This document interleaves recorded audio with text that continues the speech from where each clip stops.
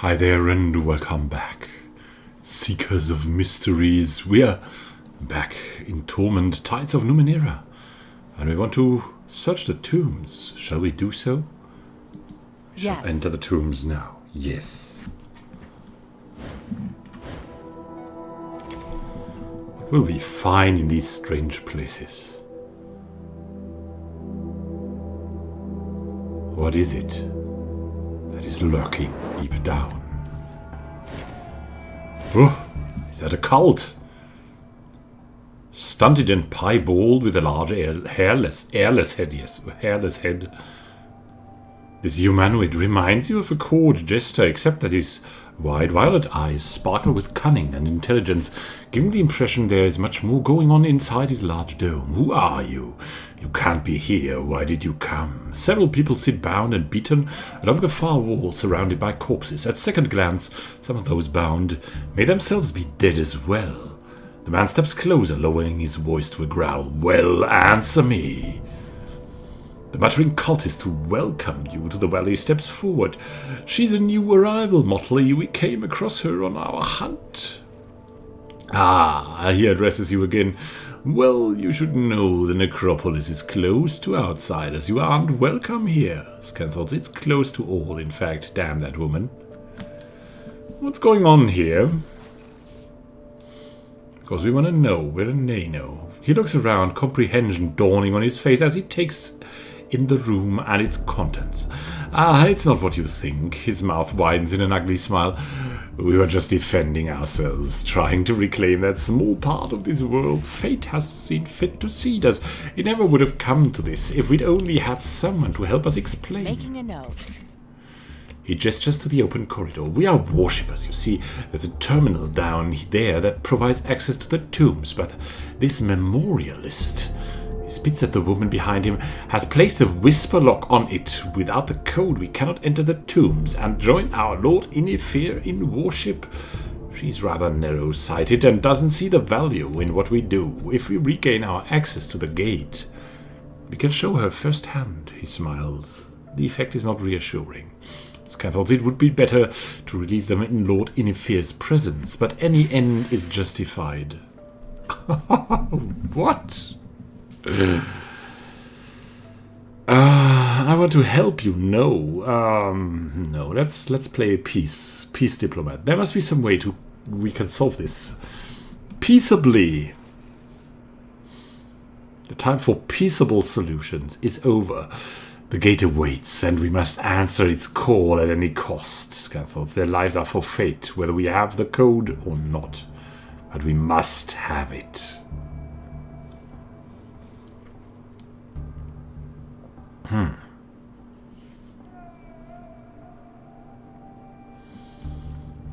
Please, give me a chance to save lives. Some costs are too high. Life is cheap, traveler, but the gate is forever. We must return.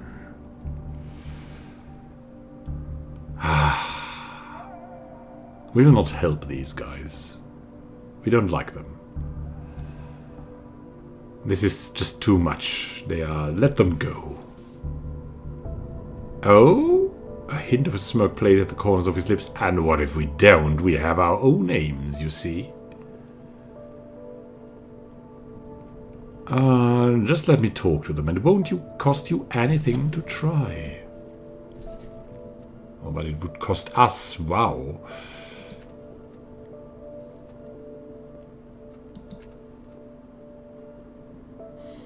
Tibia would convince them, and Rin not so much, but Tibia. He did it. Considers your words for a long moment, then you may be right. Alright, you have my permission to speak to the prisoners. If you can get the code from them, we can end this charade. Terry and more will die each day until either you or they give us what we need. He turns to the woman bound on the floor. The code is all we want, after all. The rest of this does not become any of us.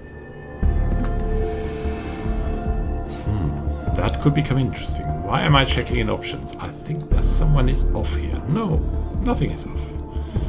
Should all be good.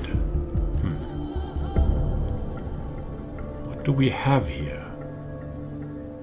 These should be the prisoners, and there's gate cultists here. They've killed some of these people already. Let's speak to Talira Kyo. Maybe we can help them too. This middle-aged woman sits stoically, her hands bound in front of her legs. The sleeves of her robe have fallen from her wrists, and you catch sight of yellow and purple bruising above the lacerations from her tightly singed bonds. Streams of tears have carved channels down her dust-covered face. She looks up at you, her eyes the color of the seas around Segas. 2 more tears slip silently down her cheeks. She turns away from you. Scan thoughts. Has she come to save us, to end these pointless deaths? No, probably not. Who are you first? She does not answer. Instead, she turns away, tears dripping from her chin. Why are you crying? She shakes her head almost imperceptibly, but says nothing. Do you know the passcode to the Whisper Lock? Make a note. Finally, she looks up at you and speaks. Her voice hoarse as though she has been shouting for days. You are one of them. I will not speak to you nor give you the passcode. So, that's illogical. That's really illogical. Now you think you know that we are one of them, and now you speak to us. Scan thoughts. Even the clue, the name of the Ketul Prince, is too much to give her.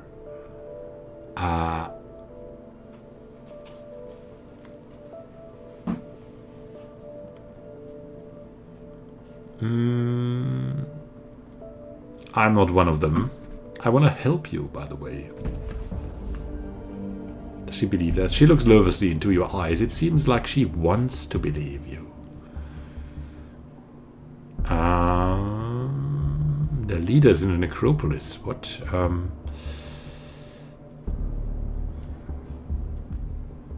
Yeah, that's something. They're leaders in the necropolis. If you give me the code, if I can maybe find a way to stop them. She considers you for a long moment. Finally, she nods. You seem a kind and just person. I believe you. But you must promise not to tell them the code, not for any reason. Yeah, we think these guys are crazy. I promise. She nods again and whispers. The code is Goonie. We'll kill her. No. Farewell. Farewell. And these others. Let's talk to them as well. Utwak Loss. This red-haired man has vivid green eyes that emanate a mix of sadness, lost dreams, and hope. The stranger sizes you up, and for a second you feel true interest in your persona, but then he looks away, lost in his thoughts. A moment later he turns back and smiles. His smile is like his eyes, full of shards of emotions, caution, cynicism, fear, and friendliness. His arms are tied, and he looks like he's been beat up pretty badly. I'm Utwak, by the way, Utwak Loss, and leader of these sad sacks. Wish we could meet under better circumstances. Who are your companions? Tilts his head toward the rat-like man near him. That's Navi, the blessed, meanest bastard this world has seen, except that he keeps messing it up somehow. That's the brush you're painting me with? Bah, says Navi. He scowls and turns away. Utwak Loss gestures with his head to the earnest-looking man with a smile. That's Jenkins, the Jinxed. Always around to help, especially when you don't need it. Jenkins, the Jinxed. Did you say you needed help, boss? Utwak Loss laughs. No, friend, or at least there's nothing you don't already know about. And yourself? He straightens, though it's clear the effort pains him. I am an explorer and do-gooder, self-proclaimed. For some reason he smirks at the stout man next to him when he says this. I've been all over the world, had every occupation and hardship you could imagine. Why, I even had my luck stolen from me, and do you know what I learned in all of that? He leans forward. You can do anything if you work for it. Anything. Okay. How did you get here into this terrible situation? He leans forward conspiratorially. Let me tell you, he says. We left the oasis some weeks ago. Tracking a tale of deceit and fabled Numenera, we were hired to find something called a world string, a tiny contraption that can spin a web so fine. It's all but invisible, but so strong, it can slice the world in two if someone had the means and the mind for it. No idea if it actually exists, but that's how this all started. Well, there we were, out in the Veruxolian wastes, when we happened across a broken hound the size of a griffalo. Something had irritated it, so we decided to seek shelter and wait for nightfall to see if it might not range a little further from the route we wanted to take. I was looking for just such a place when something slammed into me and knocked me down into this valley. Scan thought it was Navi trying to kill me again. I don't blame him, though. It's all for the best. Navi and Jenkins followed, of course, and we ran into these fine memorialists in a bit of trouble. Now, I'm never one to turn down a challenge or people in need. It's almost a curse, you might say. So, of course, we agreed to help them lock their necropolis. After that, well, you can see what happened after that.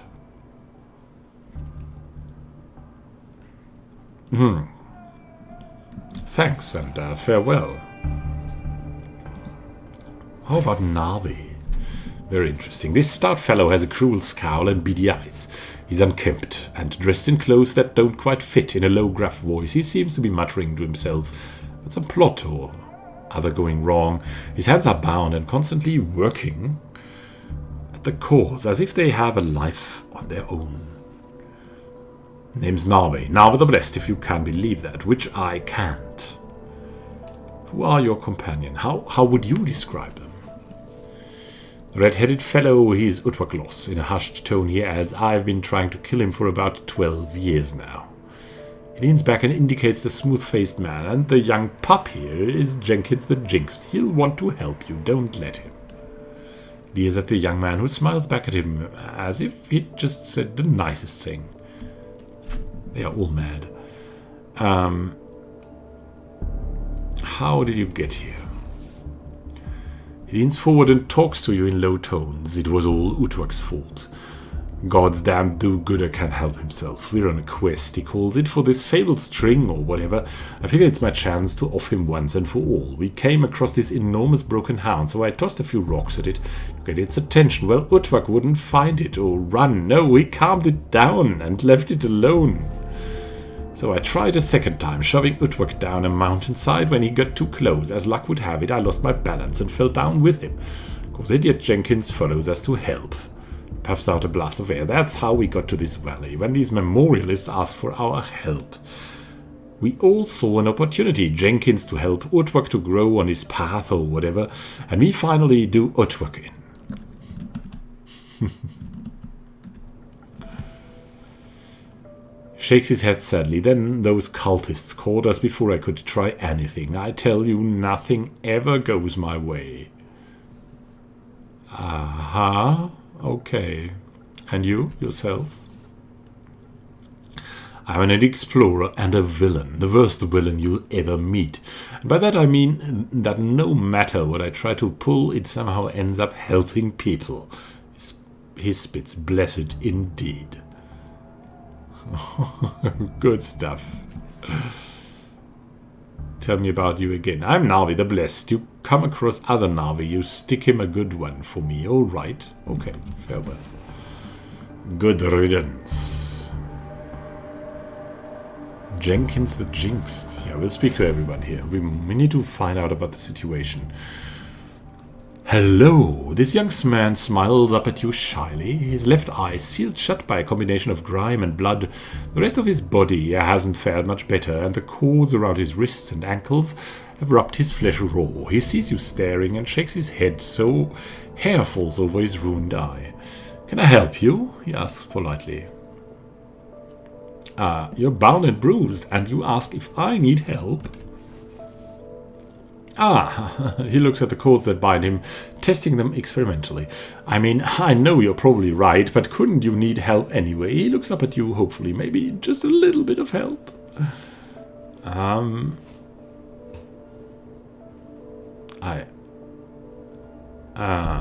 Actually, I do need the passcode for the whisper. Not anymore, so not at the moment, thanks.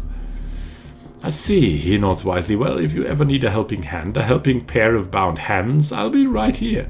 He beams up at you, apparently unaffected by his own words, so just so you know. How would you describe your companions, Jenkins? Red-haired one is Utwaklos, our leader. He's been all over the world, you know, he's famous. Jenkins gives you a nod, his face serious, as if to impress upon you the gravity of the situation. The other fellow is Navi. He tries to hurt people, but it never turns out right. What? Navi's eyes widen and he looks around worriedly. I don't hurt people. Jenkins the Jinxed smiles and leans in toward you. I like him. Scan thought, he thought I hadn't noticed. How stupid does he think I am? How did you get here?